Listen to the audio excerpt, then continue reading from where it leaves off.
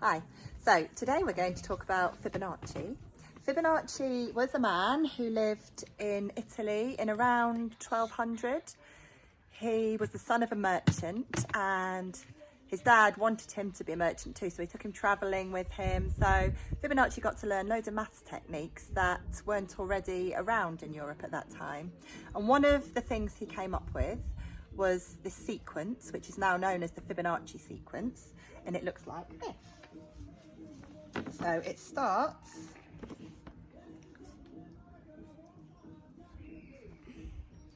and then 2 and then 3. And what's the pattern, girls? What's happening? The numbers are adding up as they go on. Yeah, so we've So got... they don't use the first one, but they use the 1 and 2. 1 and 2 makes 3. And then they use the 2 and 3 and 3 makes... 5.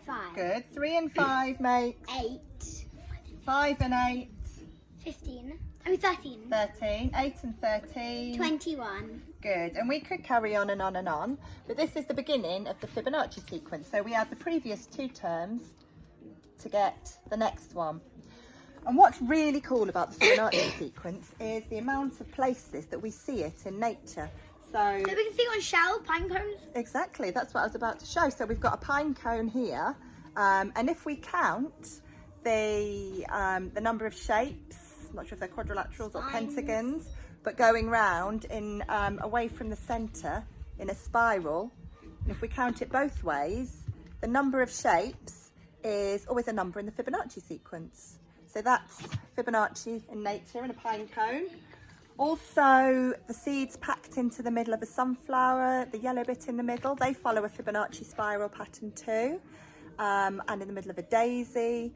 Often the number of petals on a flower is a number in a Fibonacci sequence. So go in the garden, have a look, see if you can count the number of petals on the flowers and see if it's one of the numbers that we've talked about.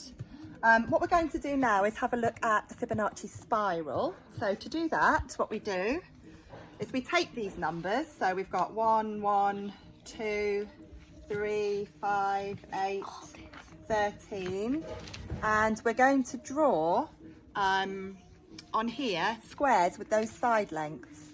So the first one will have a side length of 1. The second square will have a side length of 1. The next one will be 2. So we will do side length of 2.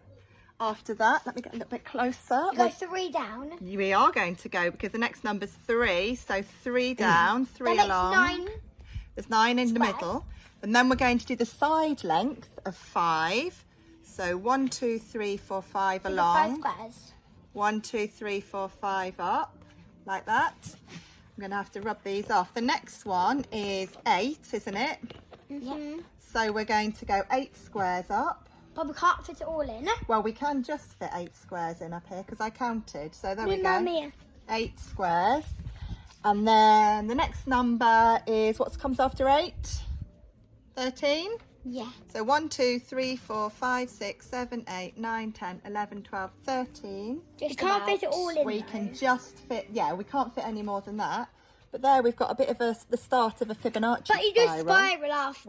We'll do a spiral now. So we'll start Take it.